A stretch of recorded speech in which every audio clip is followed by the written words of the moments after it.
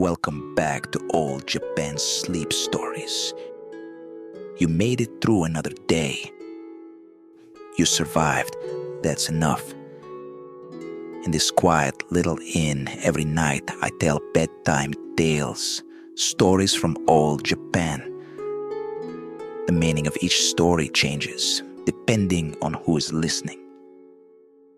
So now, let your thoughts rest. Come sit by the candlelight. Tonight's story is about a quiet shop and a man who stopped by often. He bought matches, cigarettes, cocoa, but what he remembers most is the girl behind the counter. She was awkward but somehow unforgettable. One day she was gone. No explanation. No goodbye. Months later, he saw her again. If you've ever loved someone who never quite left your heart, this story is for you. Ababababa by Ryunosuke Akutagawa. Yasukichi had known the shopkeeper's face for a long time. Perhaps since the day he had been assigned to the Naval Academy. He had casually stepped into the store to buy a box of matches. In the small display window stood a model of the battleship Mikasa, waving a general's flag. Around it were bottles of curacao, tins of cocoa, and boxes of raisins. But outside the eaves, there hung a red sign reading tobacco. So he naturally assumed they also sold matches. He peered into the store and said, "A box of matches, please." Behind the tall counter stood a young, one-eyed man who looked thoroughly bored. When he saw Yasukichi, he held his abacus vertically and replied without a smile, "Please take this.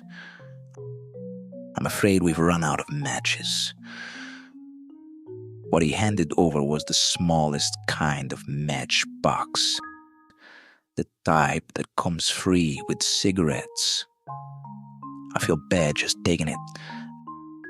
Then 1 pack of Asahi, please. No need. Please take this. No, I'd rather pay. Give me the Asahi. Please take it. If it's enough for your needs, there's no need to buy anything unnecessary. The one-eyed man's words were surely spoken with good intentions, but his tone and expression were unrelentingly blunt. Accepting it graciously would feel like a loss, yet storming out in silence would seem rude. So, reluctantly, Yasukichi placed a 1-cent coin on the counter. "Then give me 2 of those matches. Take 2, 3, as many as you'd like. But I won't accept payment." Just then, a boy peeked out from behind a poster advertising Gold Line cider hanging by the entrance. He had an indistinct expression and a face covered in acne. "Sir, we have matches right here." Feeling quietly triumphant, Yasukichi bought a regular-sized box. Of course, it cost 1 cent, but he had never before found matches so beautiful. Especially the logo, a sailboat gliding over triangular waves, seemed worthy of being framed. He tucked the box into the bottom of his trouser pocket and left the store with a sense of pride. From that day on, for about half a year, he often stopped by the store on his way to and from school. Now, even with his eyes closed, he could picture it clearly. Hams from Kamakura hung from the beams of the ceiling. The colored glass transoms cast green reflections on the whitewashed walls. Scattered across the wooden floor were condensed milkheads. A large calendar hung below the clock on the central pillar.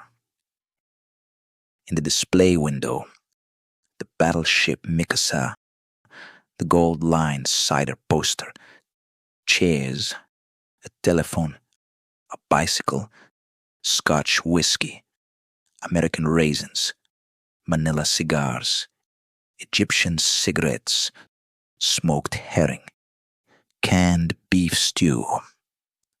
There was hardly anything unfamiliar to him, especially the grim face of the shopkeeper behind the high counter. He had become thoroughly accustomed to it. No more than just accustomed. He knew how the man coughed, how he gave orders to the boy, and when buying cocoa, how he'd say, rather than fry, this one's better. Stroste from the Netherlands. Every little gesture that might annoy a customer. Yasukichi had come to know them all. Knowing things isn't a bad thing, but it certainly was boring. Each time he came to the shop, Yasukichi felt a strange sensation. So I've been a teacher long enough to get this used to a place, even though, as mentioned, he hadn't been teaching for even a full year. But the law of change, which spares no one, came to this store as well. One early summer morning, Yasukichi entered the shop to buy some cigarettes. Everything inside looked just as it always had. The watered floor still had condensed milkheads scattered about. But instead of the one-eyed shopkeeper, behind the counter now sat a young woman with her hair done in a Western style. She looked to be around 19. Seen from the front, her face resembled that of a cat. Her squinted eyes in the sunlight, her smooth white skin. She looked just like a white cat. Yasukichi approached the counter with a curious look. 2 packs of Asahi, please. Yes, of course. Her voice held a hint of shyness. And yet, the cigarettes she handed him weren't Asahi. Both packs had the rising sun flag of Mikasa on the back. He looked from the cigarettes back to her face. In his mind, he could almost see long whiskers sprouting beneath her nose. This isn't Asahi. Ah, you're right. I'm sorry. She blushed. It was the sort of embarrassed look only a young woman could give. Not a modern girl, but more like one of those literary maidens from a few years ago. As he searched for change, words like takekurabe, bundles wrapped in furoshiki, irises, ryogoku, kaburaki kiyokata, all sorts of nostalgic images filled his mind. She, meanwhile, peeked beneath the counter, searching for the real Asahi. Just then, the one-eyed shopkeeper appeared from the back. He glanced at the Mikasa pack and quickly understood what had happened. Still wearing his usual scowl, he reached under the counter, pulled out 2 packs of Asahi, and handed them over. This time, though, there was the faintest hint of a smile at the corners of his mouth. "Would you like matches, too?" Her eyes sparkled like a cat purring contentedly. The shopkeeper nodded silently. She promptly placed a small box of matches on the counter and then smiled shyly again. "I'm sorry."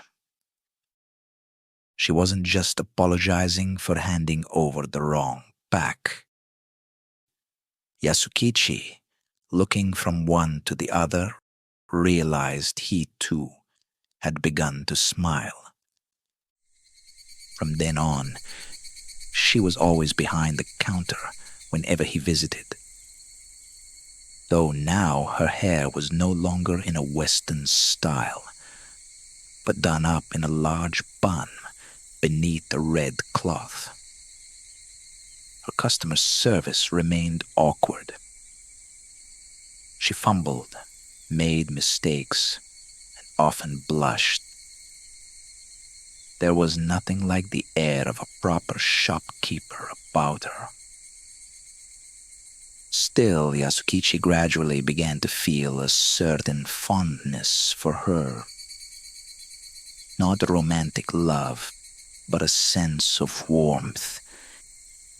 He felt something endearing in her shyness and unfamiliarity with people. One stifling afternoon near the end of summer, Yasukichi stopped by the shop after school to buy some cocoa. As usual, she sat behind the counter, reading what looked like a magazine. "Do you have any Van Houten?" "All we have now is this one." He handed over a tin labeled Fry. Yasukichi scanned the shelves and spotted the tin with the none on the label, tucked among the canned fruits. It was Droste. "But there's a Droste right over there." The boy shrugged. "Yes, that's cocoa too." "Then why say this is all you have?" "Well, it kind of is. Ma'am, isn't this the only cocoa we have?" She looked confused. Sunlight through the transom cast a faint green on her narrowed eyes. Her face almost seemed luminous. "You know, sometimes Fry has bugs in it. Big ones, about this long." He held up his pinky. He had never actually seen any, but he wanted them to check more thoroughly. Kids can get stomach aches. My wife had a bad experience once, too. He wasn't married either. She looked flustered, dabbing her hands on her apron, eyes darting, sweat on her nose. In that moment, Yasukichi felt something stir, like a devil slipping into his heart. But he blew out the cigarette, and with it, the devil. The devil, startled, must have leapt into the boy's nose. For just then, the boy gave a mighty sneeze. "Well then, I'll just take the drusty. He smiled sheepishly. From then on, he often chatted with her, but the devil never visited again. Once, he even felt an angel pass by instead. One afternoon in deep autumn, he borrowed the store's telephone. The shopkeeper was outside, pumping air into a bicycle. She was sorting receipts. The store looked like a Dutch genre painting. He stood behind her and thought of the hoagie. But the operator never answered. He read Socialism Simplified as he rang. It took 20 minutes.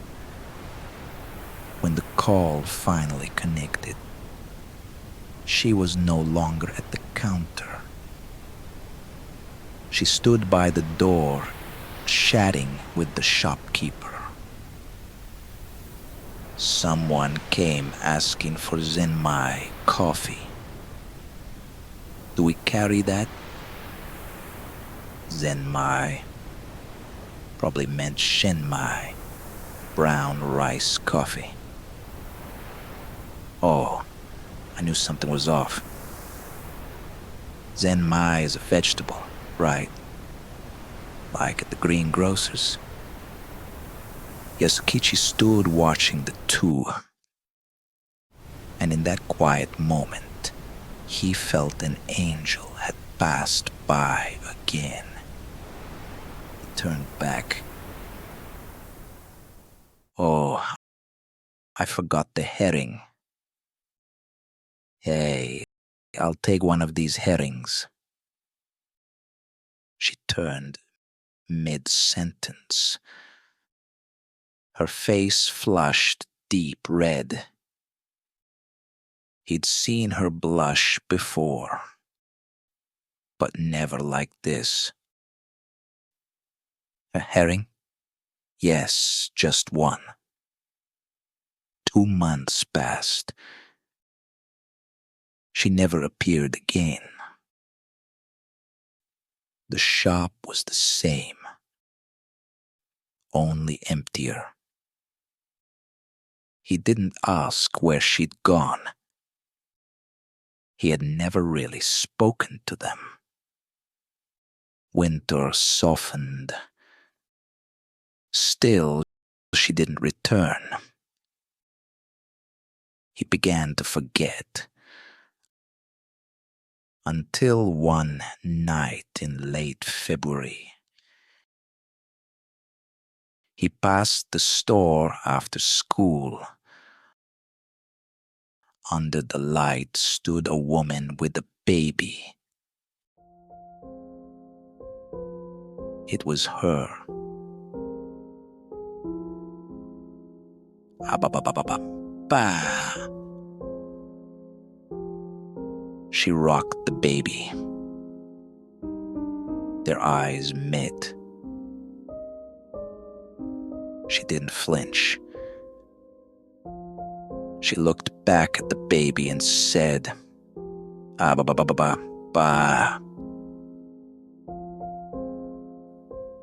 He walked on, smiling. She was no longer the girl behind the counter. She was a mother now. And mothers are strong. They can even commit crimes for their children. That transformation, it was a blessing. Still, the girl he once knew had disappeared.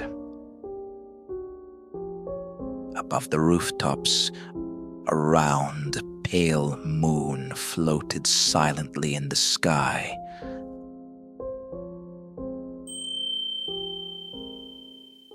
Afterward, In his mind, she had stayed the same. Shy, soft-spoken, a little awkward. But people change. When he saw her again, she was no longer the girl he remembered. She was a mother now, confident, unapologetic, and slowly his feelings faded. The one you could never forget. What are they doing now? If you found this tale enjoyable, subscribing to the channel and leaving a like would greatly encourage this old storyteller. You have done well today. Rest easy and sleep well. Good night.